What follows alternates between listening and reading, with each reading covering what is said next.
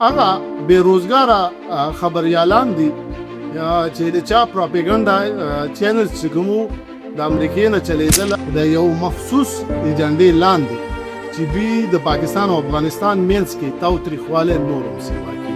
یعنی افغانستان دومره مضبوط دی چې هغه د پاکستان د دوه ښارونه چې کوم دي دا په قبضه کوي چې د دوی دومره عقل نشته چې د پاکستان او د افغانستان موازنه کوي.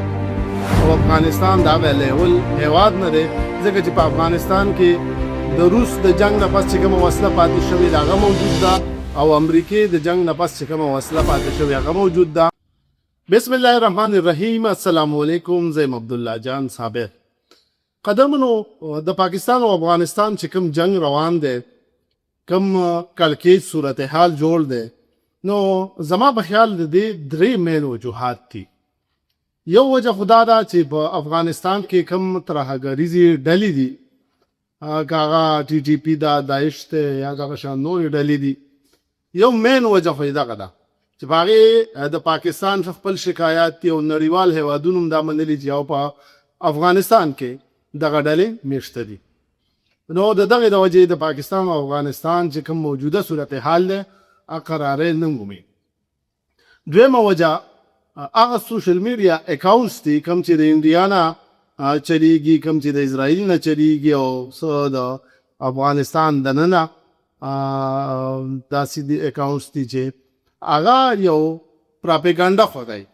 د هغې کوشش دی چې د پاکستان او افغانستان ترمنځ حالات نرم نشي نارمل نشي ښه نشي او دغه جګړه دوام لري او دغه جګړه خوره شي.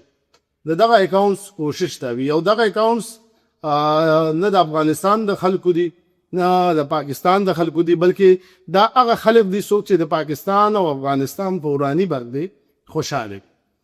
دریم هغه بیروزګاره خبريالان دي چې د چا پروپاګاندا چینل چې کومو د امریکای نه چلیدل هغه ختم شو بند شو.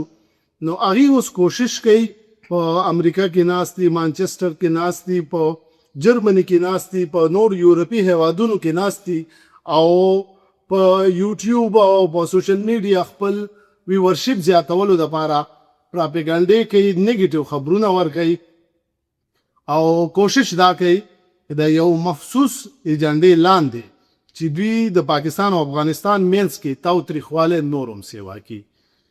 خو د دې درې واړه ایلیمنټس د وجې چې کم حالات جوړ دي د هغې زور افغان ولس ته رسي.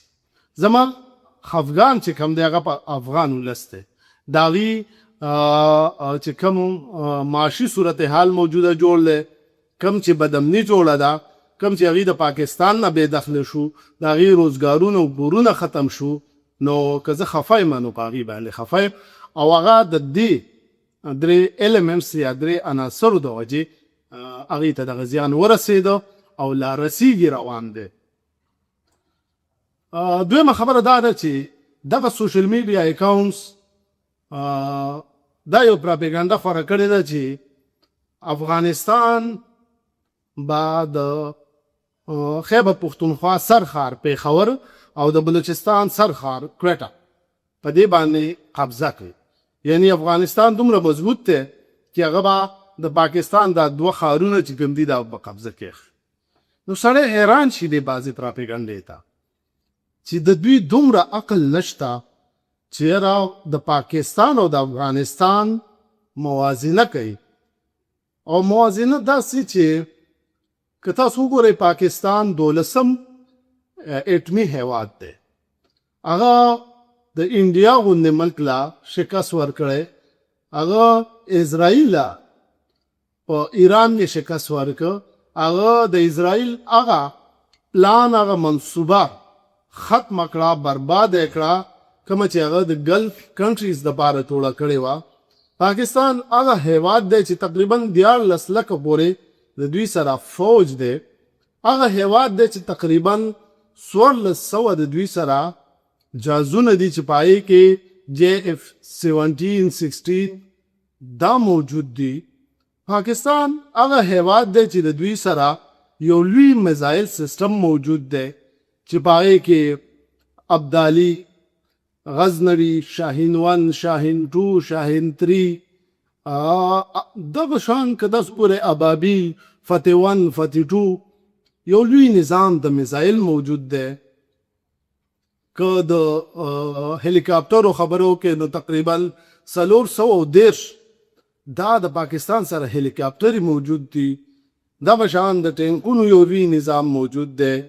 د ټیکسلا غوندې کوم هیوی مشینری الته دغه دی، یو سیټ اپ دی چې هلته لوکل د دوی جنگي سامان هم تیاریږي، د دوی اسلحه هم تیاریږي، یا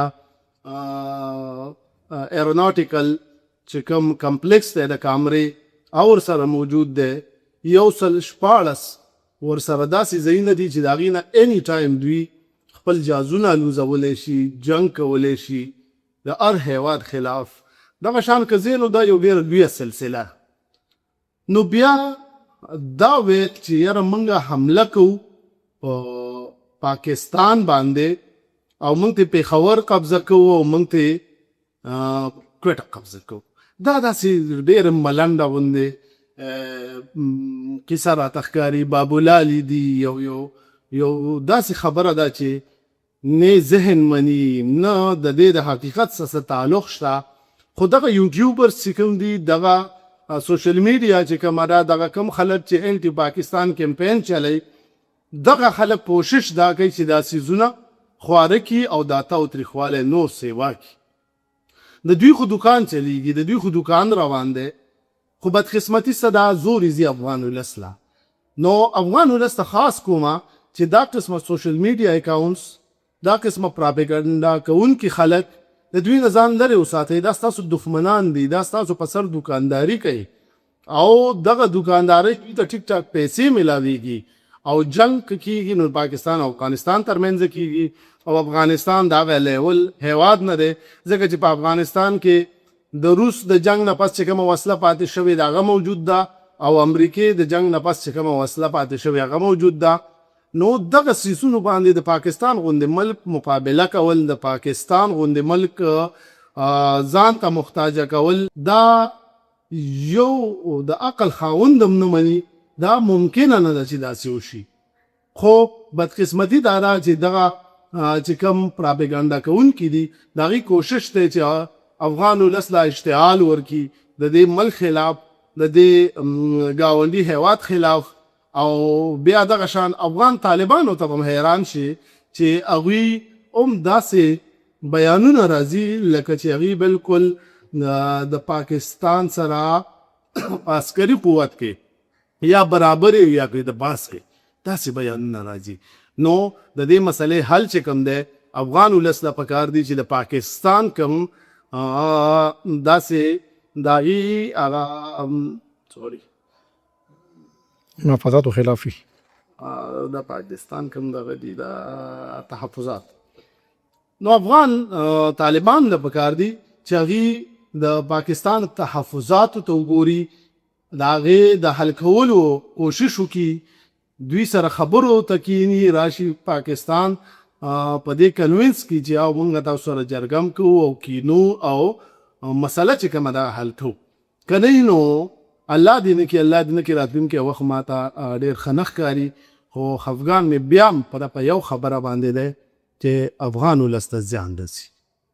سوچ پکار دی، خاص کر افغان ولس لا چپ جهاد وسه لا الله